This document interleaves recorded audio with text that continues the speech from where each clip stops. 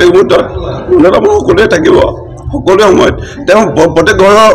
সন্তান দৰে আছিল যেন এনেকুৱা অনুভৱ হয় আৰু প্ৰত্যেক ঘৰৰ সন্তান আমি যেনে হেৰুৱাইছোঁ তেনে প্ৰত্যেকৰে চাগে লাগিছে আমাৰো লাগিছে স্বাভাৱিক এই ইৰি হল আজিৰ পৰা 3 বছৰ আগত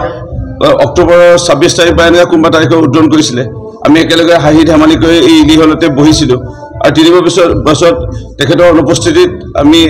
তেওঁৰে চিনেমা চাইছোঁ সেইকাৰণে অসমীয়া চিনেমা তেখেতে এটা নতুন প্ৰাণ দিবলৈ মানে তেখেতৰ এটা ইচ্ছা আছিল আৰু মোৰ এনে লাগিছে এই ৰৈ ৰৈ বিনালে এটা ইতিহাস ৰচিলে এটা প্ৰাণ দিছে অসমীয়া চিনেমাক আৰু সকলোৱে খুব আন্তৰিকতাই জুবিন দাক ভাল পোৱাৰ লৈ জুবিন দাই যিসমূহ ভাল পাইছিলে সেইসমূহ কৰি যাব বুলি আশা ৰাখিছোঁ আৰু তেখেতে যিসমূহ কথা কৈছিলে সকলোৱে ফলিয়াইছে শুনা পৰা কথা কৈছিল জিৰণি লৈ ভাল লাগে বা ইয়াত তাতে জিৰণি ল'লেগে তেখেতে যিসমূহ কথা কৈছিলে সকলোখিনি হৈ গৈ আছে আৰু সাগৰখন আজি সাগৰত তেওঁ চুবলৈ মন সাগৰখন সাঁতুৰিবৰ মন আৰু তেওঁ এণ্ডিংটো বাস্তৱটো তেনেকৈ হৈছে এইটো কেনেকুৱা ধৰণৰ এটা যোগসূত্ৰ হয় আৰু সেইটো সঁচাকৈ তেখেতৰ যিসমূহ কথা কৈছিল আৰু বা চিনেমাখনত সেইখিনি ঘটিল আৰু তেনেধৰণে তেওঁ বিদায় ল'লে ভাল লাগিল চিনেমাখন চাই জুবিন দা সদায় আমাৰ মাজত থাকিব জীয়াই থাকিব আমি জীয়াই ৰাখিব লাগিব আৰু জুবিন দা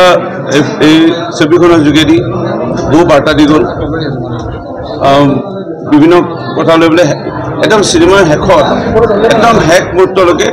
তেখেতে বিভিন্ন বাৰ্তা তেখেতৰ যিসমূহ মনৰ কথা আছিলে সময় আমাৰ প্ৰকাশ কৰিছিলে বা গানৰ যোগেদি লিখিছিল সেইসমূহ